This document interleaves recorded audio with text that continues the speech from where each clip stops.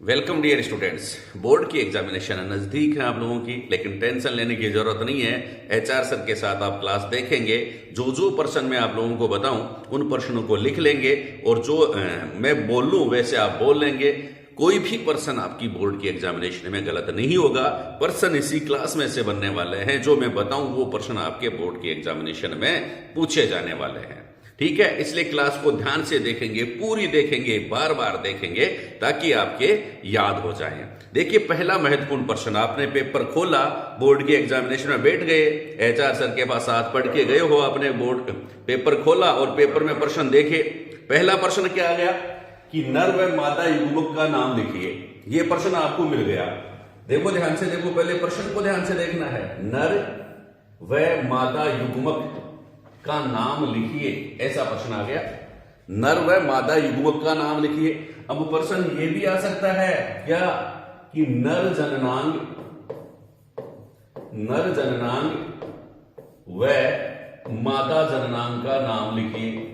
मादा जननांग, देखो दोनों कोई भी प्रश्न आ सकता है। एक तो जनन अंग है, यहां तो नर जननांग है, यहां मादा जननांग है। ठीक है, नर जननांग का नाम पूछ सकते हैं, मादा जननांग का नाम पूछ सकते हैं, और यहां पर यह भी पूछ सकते हैं कि नर व मादा युग्मक है। ठीक है, या फिर युग्मक की जगह क्या पूछ रहे बच्चा, युग्मक की जगह कोशिका भी पूछ सकता है, नर व मादा कोशिका। ठीक है, जनन कोशिका, नर व मादा जनन कोशिका का नाम लिखिए। ठीक है, तो देखिए इनको अपन बता देते हैं। नर व मादा युग्मक का नाम लिखिए। तो यहां से शुरू करेंगे बच्चा। नर जननांग जो है उसको तो कहते हैं बच्चा वर्षण। नर जननांग क्या कहलाता है, वर्षण कहलाता है। मादा जननांग क्या कहलाता है, मादा जननांग कहलाता है अंडाशय। ठीक है, ठीक है ना। नर जननांग क्या कहलाता है, वर्षण, और मादा जननांग क्या कहलाता है, अंडाशय। बोल लो, नर जननांग वर्षण, मादा जननांग अंडाशय। ठीक है, अब वर्षण में जिन जनन कोशिकाओं का निर्माण होता है उनको कहते हैं नर युग्मक या नर जनन कोशिका। वर्षण में जिन जनन कोशिकाओं का निर्माण होता है उनको नर जनन कोशिका कहते हैं।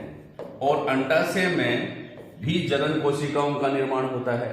अंडाशय में भी जनन कोशिकाओं का निर्माण होता है, मादा जनन कोशिका। क्या, मादा जनन कोशिका। सुनना ध्यान से भाई बच्चा, ध्यान से सुनो इसको कि नर जननांग क्या कहलाता है, वर्षण। मादा जननांग का क्या नाम है, अंडाशय। नर जनन कोशिका किसका निर्माण कहां पर होता है, वर्षण में। अंडाशय में कौन सी कोशिका का निर्माण होता है, मादा जनन कोशिका का। अब पूछ ले, नर जनन कोशिका जो होती है ना, इसको अपन क्या कहते हैं, नर युग्मक भी कहते हैं। देखो कितने प्रश्न एक साथ याद करेंगे। नर जनन कोशिका को क्या कहते हैं, नर युग्मक कहते हैं। मादा जनन कोशिका जो होती है उसको क्या कहते हैं, मादा युग्मक कहते हैं। ये सिंपल सी पढ़ाई है, आपको इस सर ने बताया होगा कि ऐसे आप याद कर लेंगे तो आपके जल्दी याद होगा। कैसे, नर जननांग वर्षण, मादा जननांग अंडाशय। नर जनन कोशिका का निर्माण कहां पर, वर्षण में। मादा जनन कोशिका का निर्माण कहां पर होता है, अंडाशय में। नर जनन कोशिका को क्या कहते हैं, नर युग्मक कहते हैं। मादा जनन कोशिका को क्या कहते हैं, मादा युग्मक कहते हैं। अब पूछ ले, अब प्रश्न आ गया आपका ये, है ना, कि क्या प्रश्न आया बच्चा, प्रश्न आया है कि नर व मादा युग्मक का नाम लिखिए। नर युग्मक का नाम लिखना है, मादा युग्मक का नाम लिखना है, तो क्या लिखेंगे बच्चा, नर युग्मक जो होता है उसको शुक्राणु कहते हैं। नर युग्मक को क्या कहते हैं, शुक्राणु। ठीक है, और मादा युग्मक को क्या कहते हैं, अंडाणु। मादा युग्मक को क्या कहते हैं, अंडाणु कहते हैं। मनुष्य के जो नर युग्मक है उसका नाम है शुक्राणु, यह गतिशील होता है। और मादा युग्मक जो होता है उसका नाम है अंडाणु। बात समझ में आ गई, नर युग्मक शुक्राणु, मादा युग्मक अंडाणु, नर युग्मक शुक्राणु, मादा युग्मक अंडाणु। इस प्रकार से आप याद लिख लेंगे। अब आंसर कैसे लिखेंगे, आपसे पूछ रहे नर व मादा युग्मक का नाम लिखिए, तो अब आप आंसर देंगे बच्चा। कैसे देंगे वो मैं बता देता हूं, जैसा मैं लिखूं वैसा आप बोर्ड की एग्जामिनेशन में लिख देना। कैसे भाई, देखो मैंने लिख दिया आंसर। यहां जैसे प्रश्न आएगा आपने लगाया क्वेश्चन नंबर 1 और इसकी जगह छोड़ दी, फिर नीचे लिखा आंसर, लिख लिया आंसर। क्या लिखेंगे? नर युग्मक के बारे में पूछ रहा है तो नर युग्मक लिख लिया यहां पर, नर युग्मक लिख लिया। फिर नर युग्मक के बाद डेस लगा करके आप क्या लिखेंगे? नर युग्मक को क्या कहलाता है? नाम पूछ रहे हैं शुक्राणु, ऐसे लिख दिया। फिर नीचे लिखेंगे दूसरी लाइन में मादा युग्मक, ठीक है, मादा युग्मक क्या कहलाता है? अंडाणु। मादा युग्मक क्या कहलाता है? अंडाणु। इस प्रकार आपने पहले प्रश्न का आंसर दे दिया है, पहला प्रश्न आपने समझ लिया है। अब देखिए दूसरा प्रश्न मैंने आपको बताया है कि परखनली शिशु से आप क्या समझते हैं। दूसरा प्रश्न आ गया अभी, देखो बोर्ड की एग्जामिनेशन दी, उसमें लिखा, पेपर देखा, पेपर में दूसरा प्रश्न या जितने नंबर पर भी है वो लिख रखा है क्या? परखनली शिशु। देखो परखनली शिशु, अरे परखनली शिशु किसे कहते हैं भैया? परखनली शिशु किसे कहते हैं? किसे कहते हैं भैया?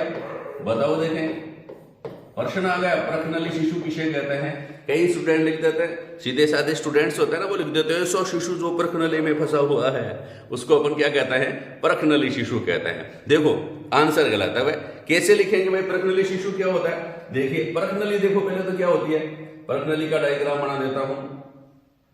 ये परखनली है, ये मान लीजिए ये इसको परखनली भी कहते हैं और टेस्ट ट्यूब कहते हैं, परखनली या टेस्ट ट्यूब, ठीक है। इस प्रकार की परखनली आती है। इसको क्या कहते हैं बच्चा? आप साइंस लैब में देखना जा करके, ये परखनली है और इंग्लिश में इसको टेस्ट ट्यूब भी कहते हैं, परखनली या टेस्ट ट्यूब। टेस्ट का मतलब परीक्षण करना, जांच करना, किसी चीज का जांच करने के लिए, जैसे ब्लड का जांच करवाने जाओ ना तो ब्लड निकाल करके किसी टेस्ट ट्यूब में डाल देते हैं, तो परखनली या उसको क्या कहते हैं? टेस्ट ट्यूब कहते हैं, जांच करने वाली ट्यूब, ठीक है। तो इस प्रकार ये परखनली या टेस्ट ट्यूब होती है। तो परखनली और टेस्ट ट्यूब जो होती है, इसमें शिशु कैसे आएगा भैया? ये देखने वाली बात है। परखनली या टेस्ट ट्यूब जो होती है इसमें शिशु कैसे आएगा, तो ये खास बात है। इसको मत लिख देना कि परखनली में कोई शिशु फंसा हुआ। होता क्या है कि जो महिलाएं, देखो ध्यान रखना, जो महिलाएं शिशु उत्पन्न करने में असमर्थ होती हैं, महिलाएं कि जिनमें बच्चा उत्पन्न करने की क्षमता नहीं होती है, शिशु उत्पन्न करने की क्षमता नहीं होती है या असमर्थ होती हैं, जो महिलाएं, देखो ये लाइन ध्यान से रखना, जो महिलाएं शिशु उत्पन्न करने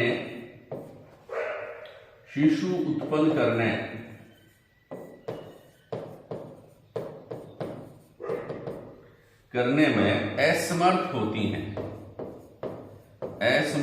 हैं,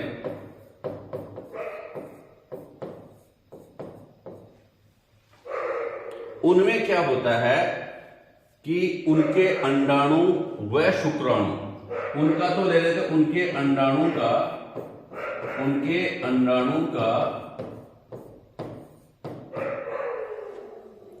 परखनली में निषेचन करवाया जाता है। किसमें निषेचन करवाया जाता है? परखनली में। अंडाणु ले लिया उस महिला का, अंडाणु ले लिया, अंडाणु इस प्रकार का होता है कोशिका, इसमें इस अंडाणु को किसमें ले लिया भाई? परखनली में ले लिया। और परखनली में लेने के बाद इसी में क्या लिया जाता है? स्पर्म या शुक्राणु ले लिया जाता है। तो अंडाणु व शुक्राणु का जो मिलन है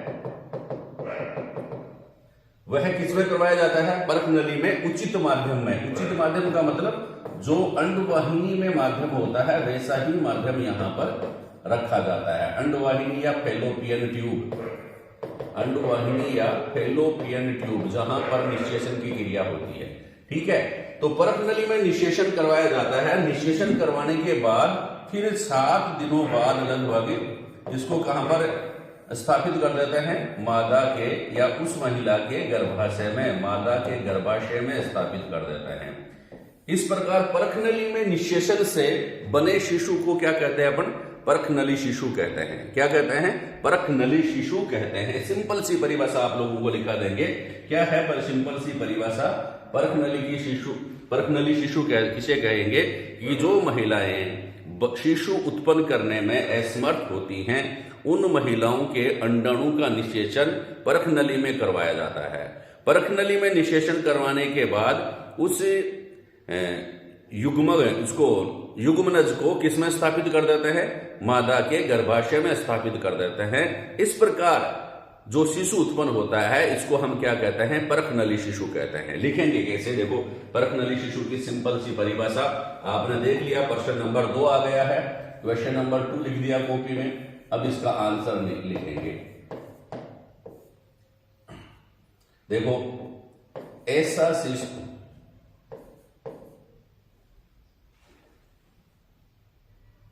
देखो सिंपल सी परिभाषा लिखेंगे। परख नली में इस प्रकार से लिखेंगे, परख नली में निषेचन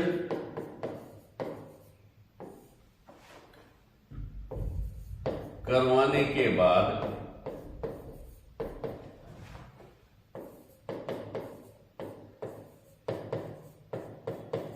महिलाओं के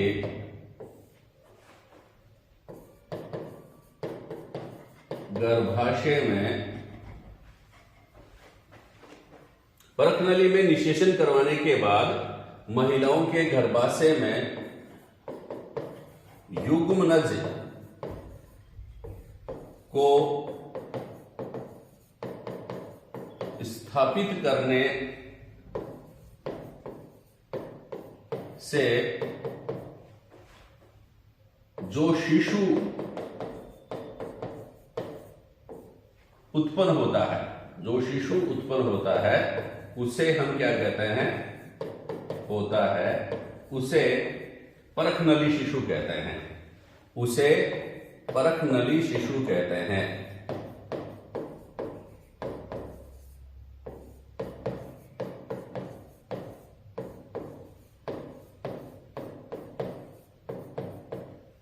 ठीक है। ऐसे शिशु जिनका निषेचन कहां पर होता है? ऐसी महिलाएं जिनमें जो निषेचन की क्रिया अपने शरीर के बाहर होती है, परखनली में होती है, परखनली में निषेचन करवा करके उसके गर्भाशय में इस युग्मनज को स्थापित कर दें, तो इस प्रकार जो शिशु उत्पन्न होगा उसको परखनली शिशु कहते हैं। अब ये भी पूछ रहे थे बच्चा कि भाई ये विधि कौन सी महिलाओं के लिए उपयोगी है? तो जिन महिलाओं में बच्चा उत्पन्न करने की क्षमता नहीं होती है, या जो महिलाएं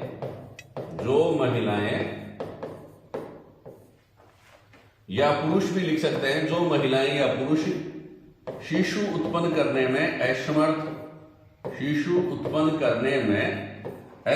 होते हैं,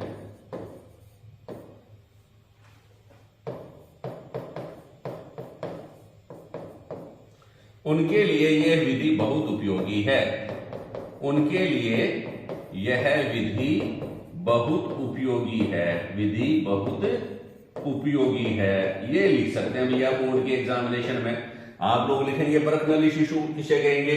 कि परखनली में अंडाणु व शुक्राणु का मिलन करवाया जाता है, तो उसको कहते हैं निषेचन। यानी कि परखनली में निषेचन करने के बाद लगभग 7 दिन बाद उस युग्मनज को किसी महिला के गर्भ में स्थापित कर देते हैं, और इस प्रकार जब वह शिशु उत्पन्न होता है तो उस शिशु को हम क्या कहते हैं? परखनली शिशु कहते हैं। बहुत बार यह प्रश्न पूछा जाता है। तो दूसरा प्रश्न आप लोगों के क्लियर हो गया होगा। अब हम बात करेंगे तीसरे प्रश्न की। याद रखेंगे, लिखते जाएंगे भैया। तीसरा प्रश्न क्या है? तीसरा प्रश्न आप लोगों के लिए बहुत बढ़िया प्रश्न है कि आंतरिक निषेचन किसे कहते हैं? यह कितने प्रकार का होता है? निषेचन, देखो यहां पर आपने पढ़ा ना परखनली में निषेचन, तो ये प्रश्न भी पूछ सकते हैं भाई निषेचन किसे कहते हैं? क्वेश्चन आ गया, चलो लिख लेते हैं निषेचन किसे कहते हैं। क्वेश्चन आ गया, क्वेश्चन नंबर 3।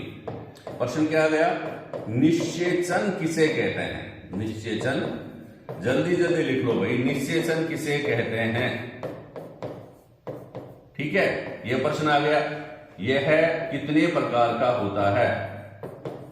यह कितने प्रकार का होता है? कितने प्रकार का होता है? उदाहरण दीजिए। उदाहरण भी देने भैया, निषेचन किसे कहते हैं, ये कितने प्रकार का होता है, उदाहरण दीजिए। ठीक है, बहुत बार एग्जामिनेशन में ये प्रश्न पूछ लेते हैं कि निषेचन किसे कहते हैं, उदाहरण दीजिए। ठीक है, क्या होता है भाई निषेचन? सिंपल सी परिभाषा है। निषेचन किसे कहेंगे? देखो, आंसर देते हैं। लिख देंगे कैसे? क्वेश्चन नंबर 3 लिख दिया भैया, क्वेश्चन नंबर 3 लिख दिया है, आंसर लिख दिया है। निषेचन किसे कहते हैं? तो आप क्या बताएंगे? नर व मादा युग्मकों का मिलना। नर व मादा युग्मकों का मिलना क्या कहलाता है? निषेचन कहलाता है। सिंपल सी परिभाषा है, नर व मादा युग्मकों का मिलना निषेचन कहलाता है। बात समझ में आ गई? नर व मादा युग्मक जब मिलते हैं तो इसको हम क्या कहते हैं? निषेचन कहते हैं। या फिर आप एक और सिंपल सी परिभाषा लिख देंगे कि अंडाणु व शुक्राणु का मिलना, अंडाणु व शुक्राणु के का मिलना लिख लो। इसमें अंडाणु व शुक्राणु का मिलना, आपस में मिलना क्या कहलाता है? निषेचन कहलाता है। लिख लेंगे। अब आप लोगों से पूछ रहे निषेचन कहां होता है, तो ये भी आप साथ में ध्यान रखेंगे। निषेचन अंडवाहिनी में होता है। कहां होता है? निषेचन की क्रिया जो होती है वह अंडवाहिनी में होती है। निषेचन कहां होता है? अंडवाहिनी में। एक और नाम है अंडवाहिनी का, फैलोपियन ट्यूब में। अंडवाहिनी याद कर लो, या फिर फैलोपियन ट्यूब, फैलोपियन ट्यूब में, अंडवाहिनी में या फैलोपियन ट्यूब में होता है। निषेचन कहां होता है? अंडवाहिनी में या फिर फैलोपियन ट्यूब में। और प्रश्न पूछ ले भैया, निषेचन के प्रकार, कितने प्रकार का होता है निषेचन? प्रकार देखिए, प्रकार लिख दिया। निषेचन 2 प्रकार का होता है, मुख्यतः 2 प्रकार का, नाम से स्पष्ट है। पहला प्रकार जो है वह क्या है बच्चा? आंतरिक निषेचन। क्या है?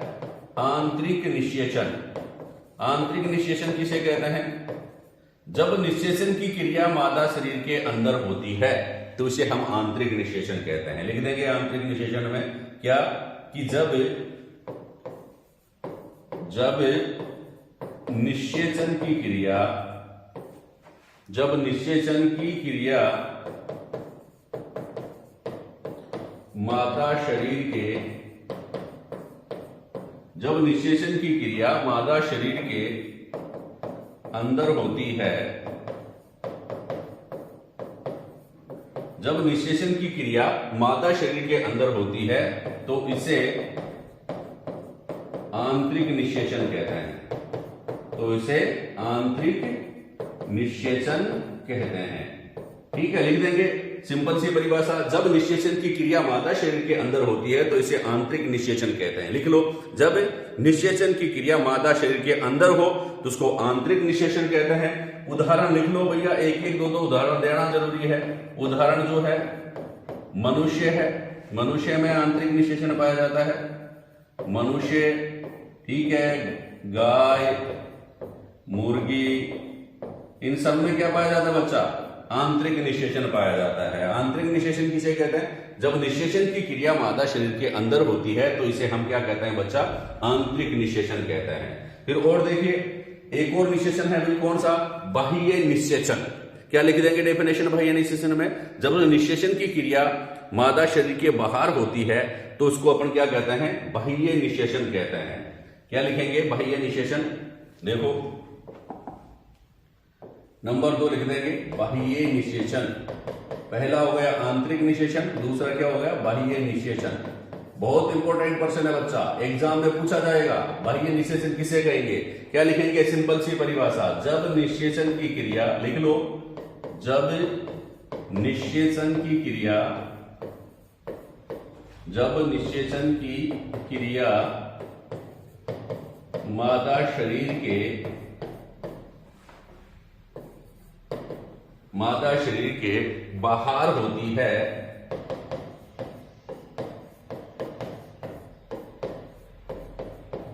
तो इसे बाह्य निषेचन कहते हैं। तो इसे बाह्य निषेचन कहते हैं।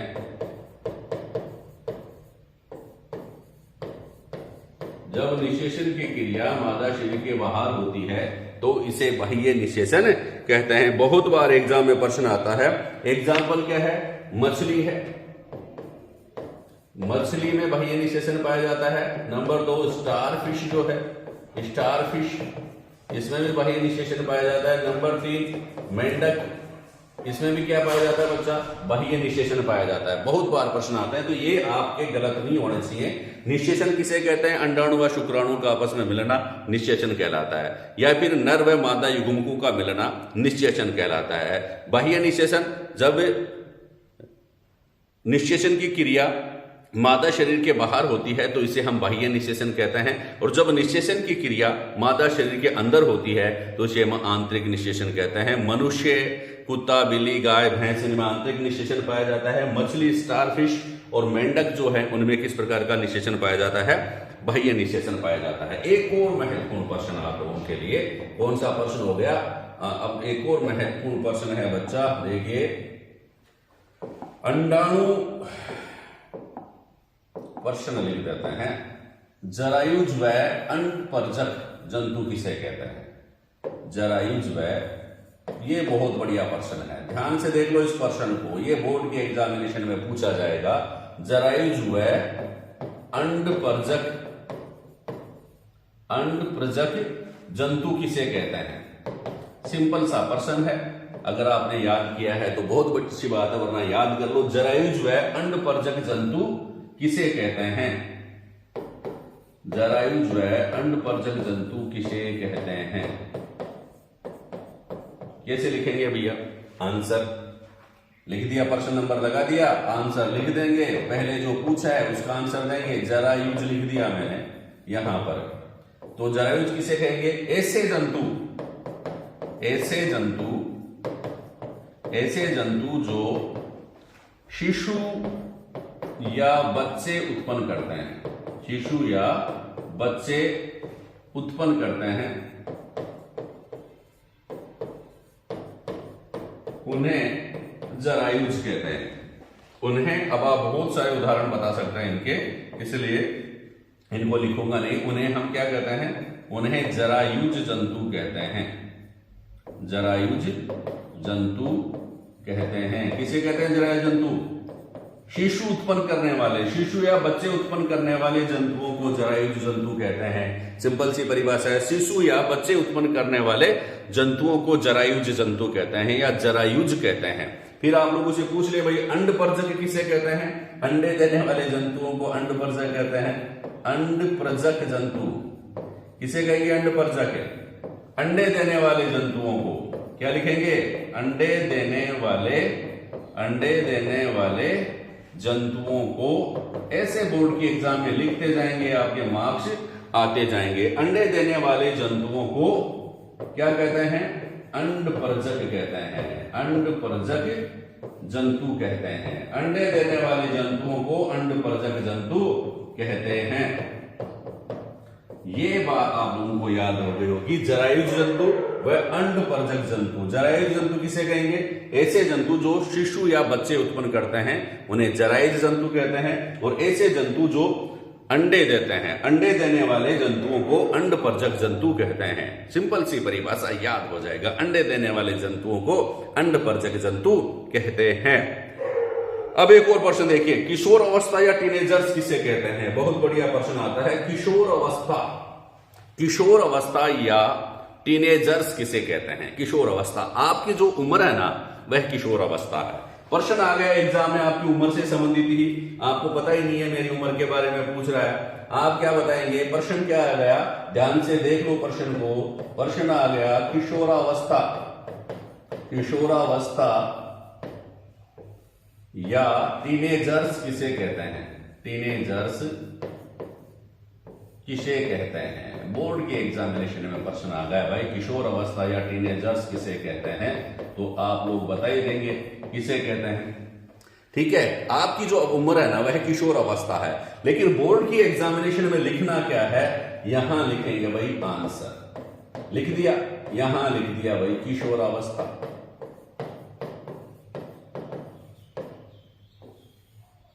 ठीक है, ठीक है ना, किशोरावस्था लिख दिया। आंसर किसे लिखेंगे? जीवन चक्र या जीवन काल, जीवन काल की वह अवस्था, जीवन काल की वह अवस्था देखो ये तो बढ़िया परिभाषा लिख रहा हूं मैं। इसके बाद आपके लाइक और छोटी सी परिभाषा और बताएंगे कि जीवन काल की वह अवस्था जिसके दौरान जीवन काल की वह अवस्था जिसके दौरान, इतना लिख दिया। फिर एक शब्द जो लिख रहा हूं ये इंपॉर्टेंट है, इसको मत भूलना। जीवन काल की वह अवस्था जिसके दौरान, यह शब्द जनन परिपक्वता, जीवन काल की वह अवस्था जिसके दौरान जनन परिपक्वता आती है, उसे क्या कहलाती है? किशोर अवस्था कहलाती है। जनन परिपक्वता आती है, किशोर अवस्था कहलाती है। ऐसे लिख देंगे, बढ़िया प्रश्न। किशोर अवस्था किसे कहते हैं? जीवन काल की वह अवस्था जिसके दौरान जनन परिपक्वता आती है, किशोर अवस्था कहलाती है। जीवन काल की वह अवस्था जिसके दौरान जनन परिपक्वता आती है, किशोर अवस्था कहलाती है। किशोर अवस्था का एक और नाम क्या है? टीनेजर्स कहते हैं। क्या कहते हैं इसे? टीनेजर्स कहते हैं। टीनेजर्स भी कहते हैं, इसे टीनेजर्स भी कहते हैं। फिर भी आप सोच रहे हैं कि सर मेरे को तो ये याद नहीं होगा। आप सोच रहे हो कि मेरे को तो सर ये याद नहीं होगा, फिर मैं कैसे लिखूं? भाई लिखवा देते हैं, भाई दूसरा लिखा देते हैं कि जीवन काल की जो 11 वर्ष से लेकर के 18-19 वर्ष तक की उम्र को किशोर अवस्था कहते हैं। आप क्या लिखेंगे? देखो यहां लिख देंगे किशोर अवस्था किसे कहते हैं। एक और सिंपल सी परिभाषा आपको मैं बता देता हूं कि 11 वर्ष से लेकर 18-19 वर्ष, 18 से 19 वर्ष तक की आयु को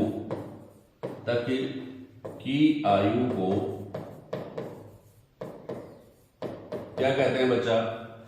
अब 11 वर्ष से लेकर के 18-19 वर्ष तक की जो आयु है उसी को अपन क्या कहते हैं? किशोर अवस्था कहते हैं। किशोर अवस्था कहते हैं। इतनी सी सिंपल सी परिभाषा अगर आप लिख देंगे, किशोर अवस्था कहते हैं। दोनों में जो भी अच्छी लगे वो लिख देंगे, दोनों में अच्छे मार्क्स आएंगे। दोनों लिखेंगे तो और अच्छे मार्क्स आएंगे। किसे कहेंगे? 11 वर्ष से लेकर के 18 या 19 वर्ष तक की आयु वर्ग के बच्चों को क्या कहते हैं? अपन किशोर अवस्था की अवस्था में जो बच्चे हैं उनको कहेंगे किशोर अवस्था कहते हैं। कौन सी अवस्था? 11 वर्ष से लेकर के 18-19 वर्ष तक की आयु, ठीक है, 19 वर्ष तक की अवस्था जो है वह किशोर अवस्था कहलाती है। ये सिंपल सा प्रश्न आप लोग लिख सकते हैं, आपके नंबर आ जाएंगे। 1 नंबर का प्रश्न बन सकता है, 2 नंबर का बन सकता है, कर देंगे। ठीक है, अब एक और पूछ ले भाई, नर व मादा हार्मोन्स के नाम लिखिए। बढ़िया प्रश्न आता है, वो भी आप देख लीजिए। नर हार्मोन किसे कहते हैं, मादा हार्मोन किसे कहते हैं? तो फिर मैंने बताओ आप लोगों को एक बहुत बढ़िया प्रश्न आ रहा है, ये बहुत बार पूछा जाता है। क्वेश्चन आ गया, नर व मादा, कोशिका नहीं पूछ रहे, यहां पर क्या पूछ रहे हैं? नर व मादा हार्मोन्स का नाम लिखिए। नर व मादा हार्मोन्स के नाम लिखिए भाई, कौन कौन से नर व मादा हार्मोन कौन कौन से हैं, उनको आपको बताना पड़ेगा। तो फिर मैंने कहा कि आप इनको याद करना है, तो क्या लिखेंगे? पहले आंसर, देखो आंसर 2-3 प्रश्न याद करवाऊंगा मैं इस प्रश्न से। फिर मैंने कहा था आप लिखेंगे नर जननांग, आप लिखेंगे क्या? नर जननांग लिख देंगे। यहां पर मादा जननांग, क्योंकि प्रश्न कोई भी पूछ सकते हैं इनमें से, नर जननांग, मादा जननांग, ठीक है। नर जननांग का क्या नाम है भाई? नर जननांग है वर्षण। नर जननांग को क्या कहते हैं? वर्षण कहते हैं। और मादा जननांग को क्या कहते हैं? अंडाशय कहते हैं। नर जननांग को वर्षण कहते हैं, मादा जननांग को अंडाशय कहते हैं। जैसा मैं बना रहा हूं वैसा भी आप भी बना सकते हैं, ठीक है। नर जननांग क्या कहलाता है? वर्षण कहलाता है। मादा जननांग क्या कहलाता है? अंडाशय कहलाता है। वर्षण जो होता है उसके द्वारा एक हार्मोन स्रावित होता है। वर्षण के द्वारा क्या स्रावित होता है? नर हार्मोन स्रावित होता है। आप लोगों से ये भी पूछ सकते हैं ना कि नर हार्मोन किसके द्वारा स्रावित होता है, तो आप बताएंगे वर्षण से। और अंडाशय के द्वारा मादा हार्मोन स्रावित होता है, मादा हार्मोन, ठीक है। नर हार्मोन व मादा हार्मोन। मादा हार्मोन किससे स्रावित होता है? अंडाशय से। नर हार्मोन किससे स्रावित होता है? वर्षण से। ठीक है, नर हार्मोन वर्षण से स्रावित होता है, मादा हार्मोन अंडाशय से स्रावित होता है। नर हार्मोन का नाम क्या है? अब प्रश्न पूछ ले भाई, नर हार्मोन का नाम लिखिए। तो नर हार्मोन जो होता है उसको कहते हैं